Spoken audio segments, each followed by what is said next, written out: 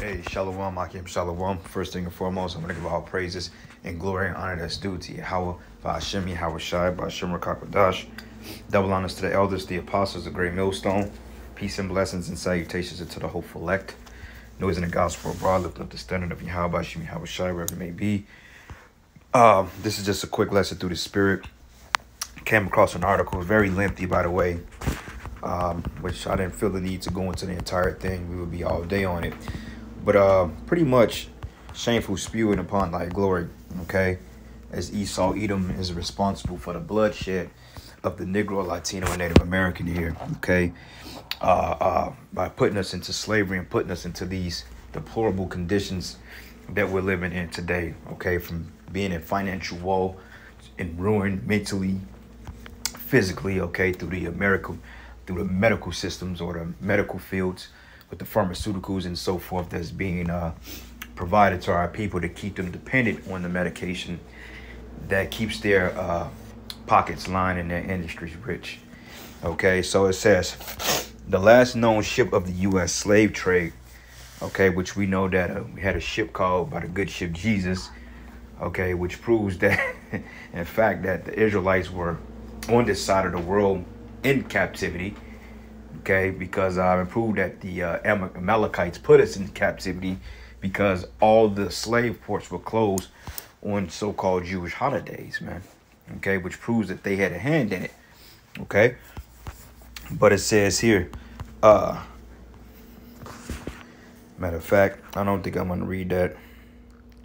It says it's crazy to think that they would have sailed right past here. It says Darian Patterson said putting his car into a scrap of grass overlooking the murky Mobile River. It says, as president of Clotilda Descendants Association, Patterson, a well-versed in talking about the voyage of Clotilda, the last known slave ship to reach America, okay, which proves that they had slaves. For those of you that's trying to say, well, slavery didn't happen, that was just tainted history.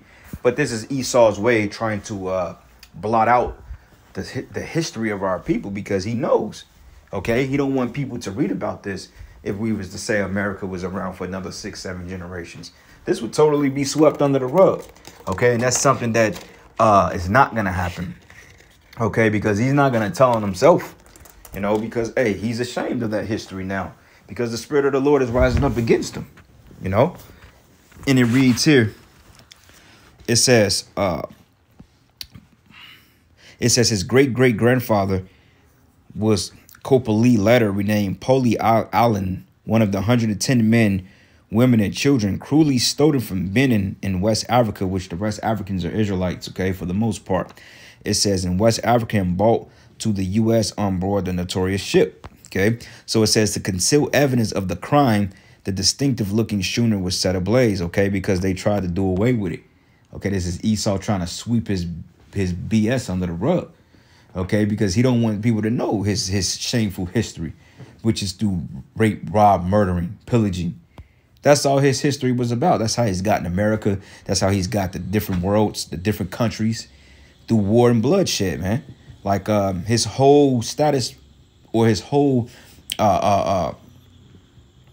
road to status or power was based on for one thing, war, bloodshed, and also what you call like I just mentioned it earlier, it was in the video, democracy and capitalism, man. That's how he's pretty much gaining a foothold in the world, taking over global economies, setting up the nations to put them in debt, okay, selling the fiat currency and taking supply of the nation's wealth. It's ultimately how he was able to stay in power, okay? Because with that type of wealth, he was able to build the military, which is all prophetic through the scriptures, okay? So it says, the story of how a Patterson relative arrived on America on board an illegal slave starter as a shocking, flippant bet. It says 52 years after the U.S. banned the importation of enslaved people in 1860, a wealthy Alabama business owner named Timothy Mayer wagered that he could orchestrate for a haul of kidnapped so-called Africans, which that word should be Hebrews or Israelites, kidnapped Africans to sell under the noses of federal officers and evade capture. It says, with the assistance of Captain William Foster at the helm of an 80-foot two-mast schooner, and following a grueling 6-week transatlantic passage, he succeeded. It says the ship snuck into Mobile Bay on 9 July under the veil of darkness. To conceal evidence of the crime, the distinctive-looking schooner, made from white oak frames and southern yellow pine planking, was set ablaze and scuttled to the depths of the swampy Mobile River, where it lay concealed beneath the water, and its existence is relegated to lore. Okay, so pretty much, man, they could do away with it. They can try to hide it and sweep it under the rug because, like I said, this is Esau's way of trying to do away with his bullshit. Because I don't believe that they just went undetected. I believe that they are still doing this, man, to this day, because it came out a few years ago that you still got slave plantations down south, man. You know, like in those, though, they called it not plantation slavery, but pretty much, man, they still got plantations down in the rural south, you know, that they hide from society. Okay, they showed you that in that movie called Antebellum. They basically hemmed her and put her ass back in captivity in modern day. So don't be surprised Jake's still getting lynched down south, man. It happens. All right. But nonetheless, it says that is almost 160 years when during a freakishly low tide and a local reporter named Ben Rames discovered a healthy chunk of shipwreck in the Mobile River, initially thought to belong to the Clotilda.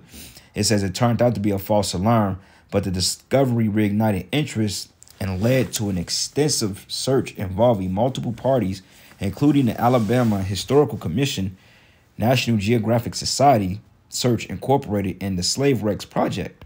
It says following the exhaustive efforts in May of 2019, it was finally announced that the elusive Clotilda had long been discovered, okay? So this is the slave ship here. And the scripture said that this will happen to us, man. Okay, because Esau Edom, shit, man, this is how he made his money. The fuck? The hell happened? What the hell? The fuck happened to my article? Wow, anyway.